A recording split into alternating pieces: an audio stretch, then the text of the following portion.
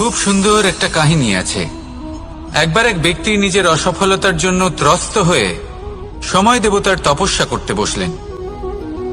উনি তপস্যা করলেন এবং সময় দেবতা প্রসন্ন হলেন, মানুষের রূপ ধারণ করে ওনার সামনে প্রকট হলেন।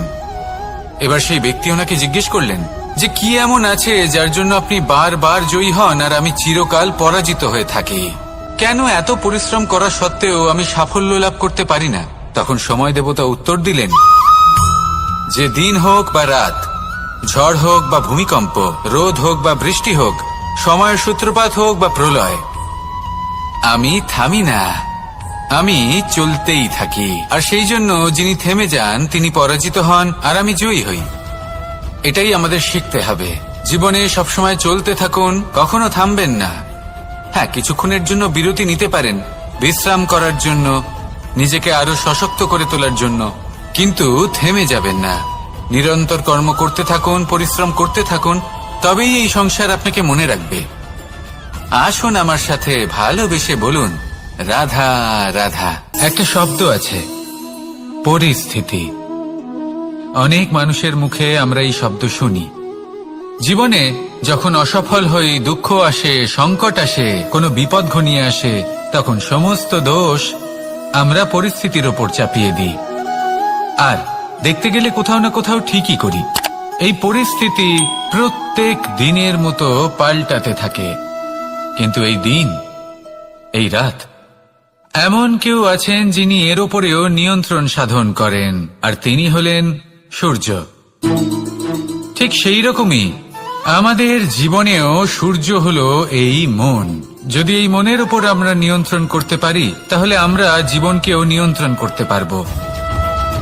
প্রথমে এই মনের রাজা হয়ে উঠতে হবে। তাই মনে রাখবেন, যদি মন দুর্বল হয় তাহলে পরিস্থিতি আমাদের সমস্যা বলে মনে হবে। এই মন যদি স্থির হয়, পরিস্থিতি প্রতিস্পর্ধা বলে মনে হবে।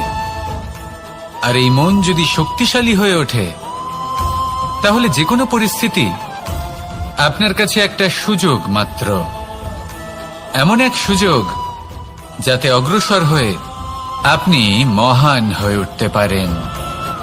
এই মনের শক্তির বৃদ্ধি ঘটান, মহান হয়ে উঠুন, আর আমার সাথে ভালোবেসে বলুন রাধা রাধা।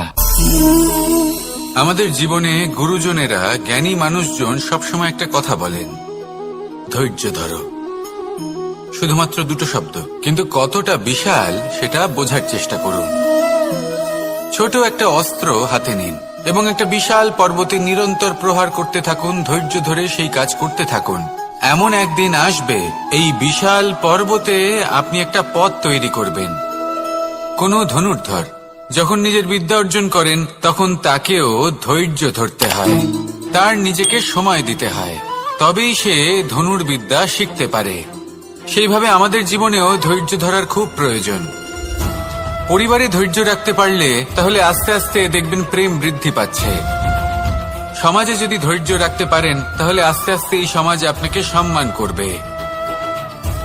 যদি নিজের জীবনে ধৈর্য রাখতে পারেন, তাহলে নিজে থেকেই আত্মবিশ্বাস বাড়বে, নিজের বিকাশ হবে। জীবনে সবই সম্ভব যদি ধৈর্য রাখতে পারেন। হয়তো আস্তে আস্তে হবে, কিন্তু হবে অবশ্যই। শুধু ধৈর্য রাখুন, কারণ ধৈর্যই সব থেকে বড় পুঁজি। আসুন আর আমার সাথে ভালোবেসে বলুন রাধা রাধা। আমাদের জীবনে যখনই আমরা কোনো বড় দায়িত্বের সম্মুখীন হই, তখন আমরা তার থেকে দূরে পালাই, আর এই অজুহাত দিই যে না না, এত বেশি ভার বহন করার যোগ্যতা আমার নেই, আমি করতেই পারবো না। দেখুন, এই সংসারে ভিন্ন ভিন্ন ধরনের গাছ আছে, ছোট গাছ, বড় গাছ, কিন্তু বটগাছের মতো বড় এবং নিবিড় গাছ আর একটাও নেই। সে নিঃস্বার্থভাবে এই সংসারকে সেবা করে যায়, ছায়া প্রদান করে, শীতলতা প্রদান করে। আর যখন এমন সময় আসে যখন তার ওপর বোঝা অত্যন্ত বেড়ে যায়, সে কিন্তু কোনোভাবেই ভেঙে পড়ে না। তখন সে নিজের নিঃস্বার্থ কর্মের ফল লাভ করে, সেই নিঃস্বার্থ কর্ম যা সে করেছে। তার দেহ থেকে ছোট ছোট ঝুড়ি বার হয় এবং তা কাণ্ডের আকার ধারণ করে। সেই কাণ্ড মাটির কাছে পৌঁছয় এবং তারপর তা বটগাছের সহায়ক হয়ে ওঠে। সে ভেঙে পড়ে যায় না। এইভাবে আপনিও জীবনে নিঃস্বার্থভাবে সবার সেবা করুন, ভালোবাসুন, সবাইকে সাহায্য করুন।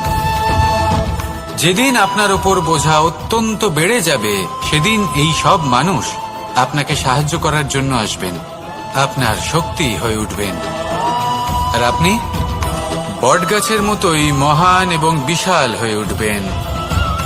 আসুন আর আমার সাথে ভালোবেসে বলুন, রাধা রাধা। মানুষ তার জীবনে দুই ধরনের পরিস্থিতিকে খুব ভয় পায়। এক, কোনো কারণবশত কারোর সামনে নত হওয়া। দুই, কোনো কারণে নিজের চরিত্র থেকে, নিজের মূল্যবোধ থেকে বিচ্যুত হওয়া। এবার কেন হয় এরকম যে কথায় কথায় কারোর সামনে নত হতে হয়? কেন বারংবার নিজের চরিত্র থেকে চ্যুত হতে হয়? এরকম কেন হয়? এটা তখনই হয় যখন আমাদের শিক্ষা এবং মূল্যবোধের অভাব থাকে।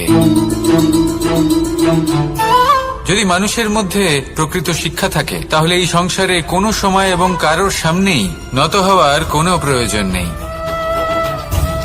যদি মানুষের মধ্যে মূল্যবোধ থাকে, তাহলে তাকে নিজের মূল্যবোধ বা চরিত্র থেকে বিচ্যুত হতে হয় না, তা সে যাই হয়ে যাক না কেন। কোনো বালককে যদি জন্ম থেকেই সুশিক্ষার অধিকারী করা হয়, শিক্ষিত করা হয়, মূল্যবোধের অধিকারী করা হয়, তবে সে এই সংসারে এমন কর্ম করবে যাতে সে নিজেকে, নিজের পরিবারকে, সমগ্র সমাজকে গর্বিত করতে পারে। শিক্ষা লাভ করুন, মূল্যবোধ লাভ করুন এবং আমার সাথে ভালোবেসে বলুন, রাধা রাধা। আমাদের সকলের জীবনে একটা লক্ষ্য থাকে যেটা আমরা লাভ করতে চাই। ঠিক যেন একটা প্রতিস্পর্ধা বিদ্যমান যে কে সবথেকে আগে নিজের লক্ষ্যে পৌঁছতে পারবে। আর সেই জন্য আমরা সকলেই খুব তাড়াতাড়ি এগোতে চেষ্টা করি, বড় এবং দীর্ঘ পদক্ষেপ ফেলি যাতে তাড়াতাড়ি নিজের লক্ষ্যে পৌঁছতে পারি। কিন্তু এক অত্যন্ত গুরুত্বপূর্ণ বিষয় আছে, সবসময় লক্ষ্য সামনে থাকবে না, কখনো কখনো তা খুঁজতে হয়। এই যাত্রা খুব কঠিন হতে পারে, আর ঠিক এই কারণেই সবসময় দ্রুত গতিতে চলা বা তাড়াতাড়ি পথে চলা সেটা আবশ্যক নয়। তার থেকেও বেশি গুরুত্বপূর্ণ হলো ভেবেচিন্তে তারপর পথ চলা।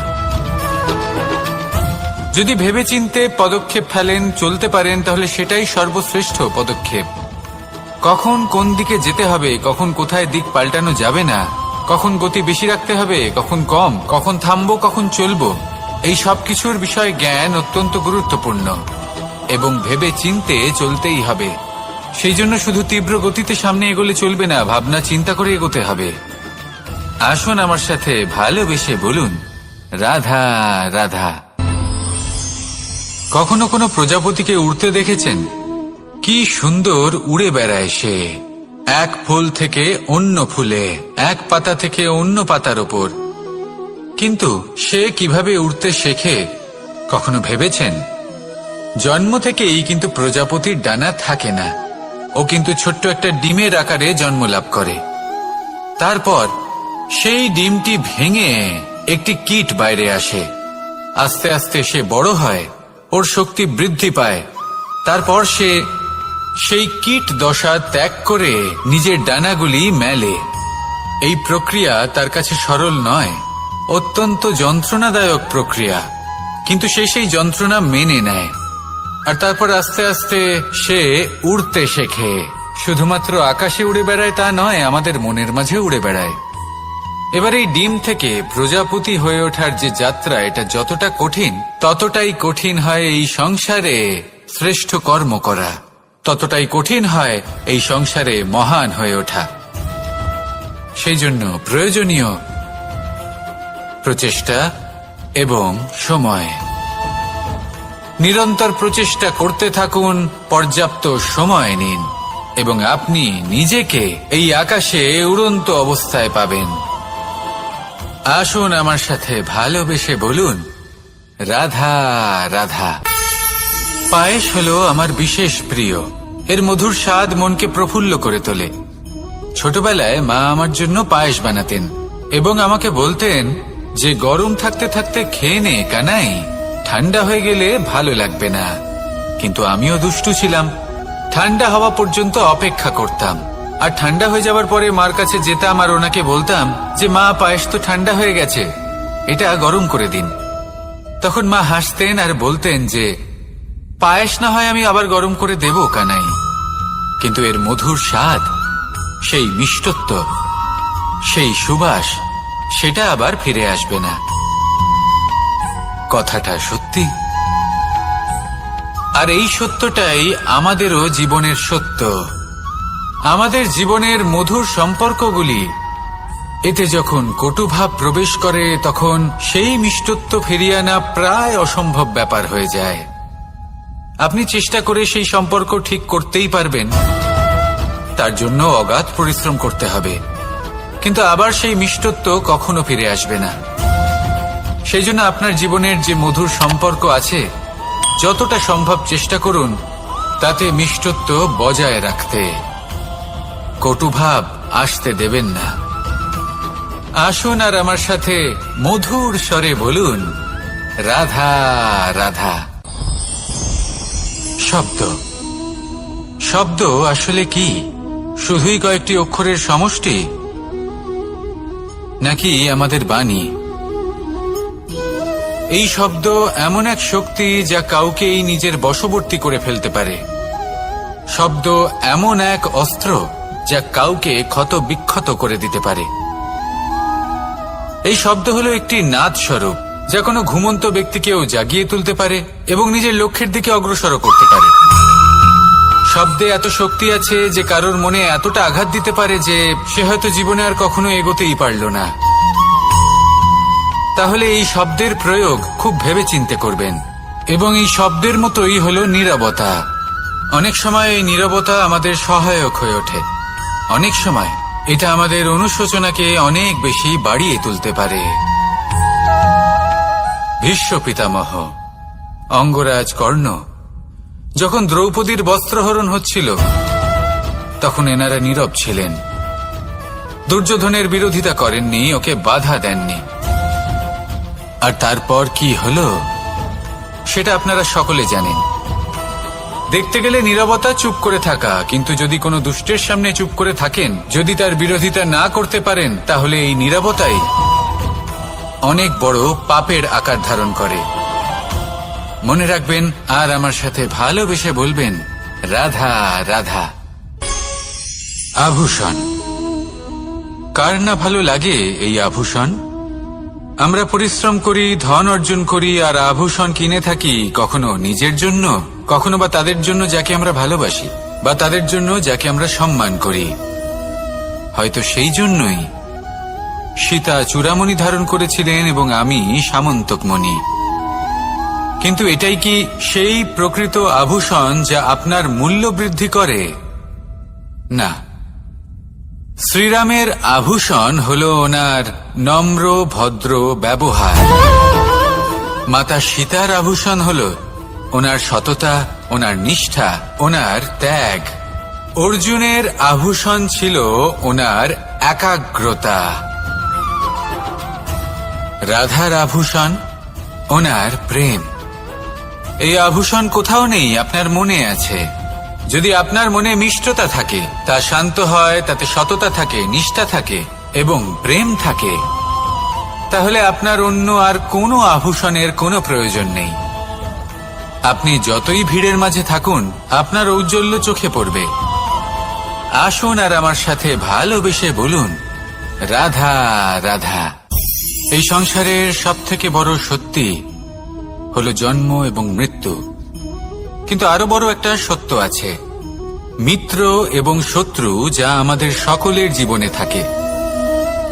মিত্র সে যে আমাদের সঙ্গ দেয় এবং সংসারের সবথেকে উঁচু শিখরে আমাদের নিয়ে যায়, এবং শত্রু সে যে যে কোনো মুহূর্তে যে কোনো শিখর থেকে আমাদের নিচে ফেলে দিতে পারে।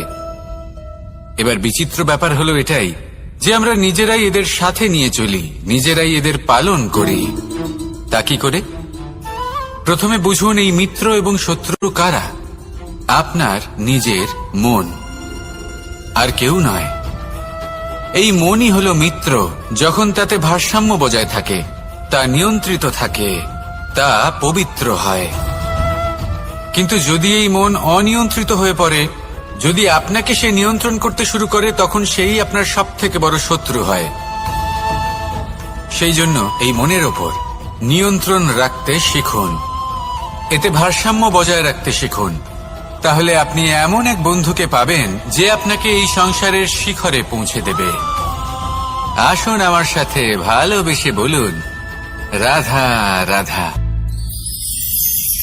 ঈশ্বর আসলে কে?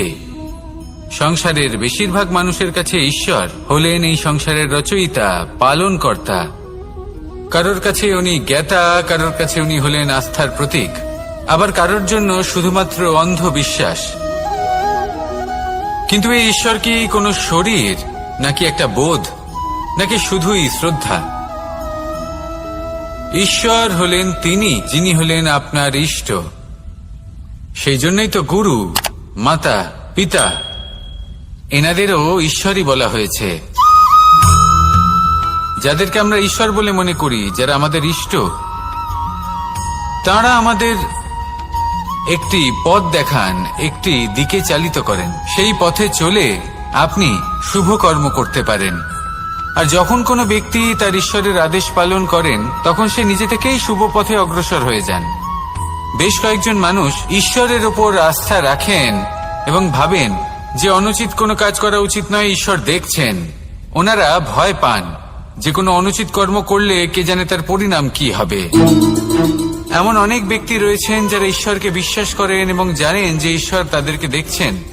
তাই যে যে শুভ কর্ম ওনারা করেছেন তার ফল তারা অবশ্যই পাবেন।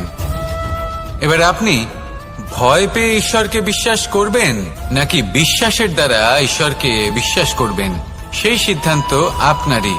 কিন্তু হ্যাঁ, যদি আপনার মনে ঈশ্বরের জন্য কোনো স্থান থাকে, যদি আপনার কোনো ইষ্ট থাকেন, যদি আপনি কাউকে ঈশ্বর মনে করেন, যার প্রত্যেক আদেশ আপনি পালন করে থাকেন, তাহলে বলি, ঈশ্বর কখনো আপনাকে অনুচিত পথে চালিত করবেন না। আসুন আমার সাথে ভালোবেসে বলুন, রাধা রাধা। এই সংসারে ভিন্ন ভিন্ন ধরনের গাছ আছে, অসংখ্য ধরনের প্রজাতি আছে। কিছু গাছ পাতা দিয়ে থাকে, কিছু ফুল, কিছু ফল। কেউ ছায়া প্রদান করে, কেউ শীতলতা প্রদান করে, কেউ নিজেকে খুব কষ্ট দিয়ে এই সংসারের বিকাশে সহায়ক হয়ে ওঠে। কিন্তু এই সবার মধ্যে একটা বিষয় কিন্তু সমান, এরা প্রত্যেকেই পাতা ছাড়া, ফুল ছাড়া, ফল ছাড়া জীবিত থাকতেই পারে, কিন্তু কোনো বৃক্ষই শিকড় ছাড়া বেঁচে থাকতেই পারে না। এটাই হলো রাধার। ঠিক সেইভাবেই আমাদের জীবনে শক্তি হোক, ধন হোক বা সাফল্য হোক, আমাদের বা আমাদের পরিবারের প্রসন্নতাই হোক, এই সব কিছুর আধার হলো, সবকিছুর মূল হলো পরিশ্রম।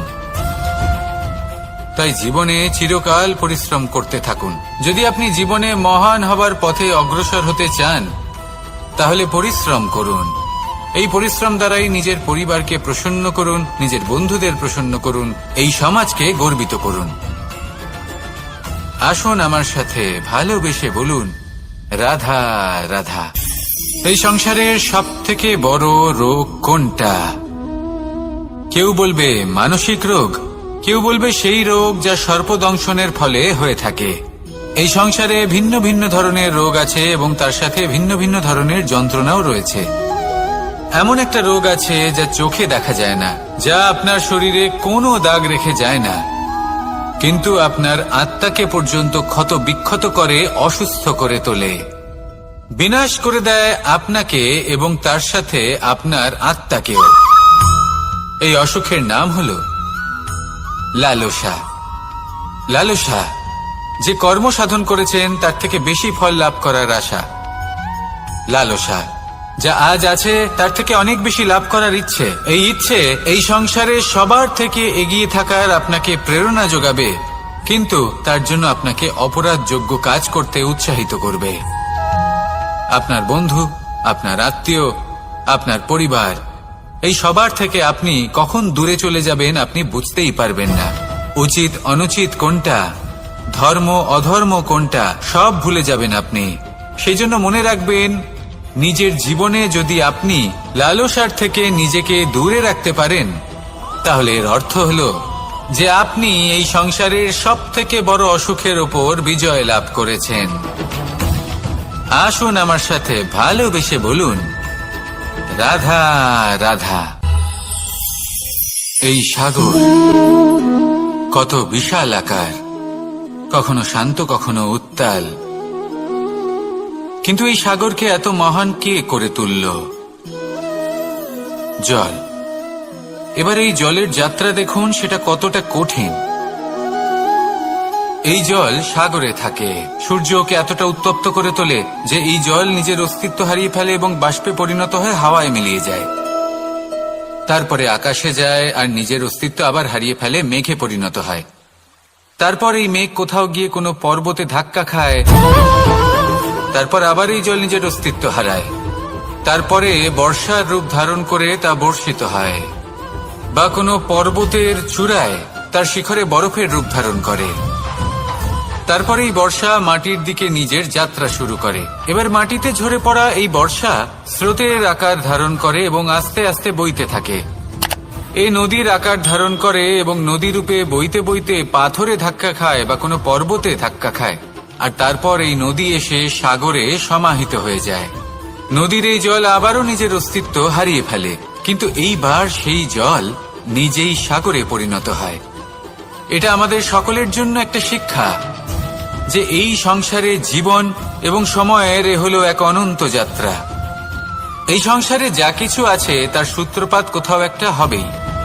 সেই জন্য মৃত্যু এবং সমাপ্তির চিন্তা ত্যাগ করে দিন, আর যে সূত্রপাত আপনি লাভ করছেন তার আনন্দ উপভোগ করুন।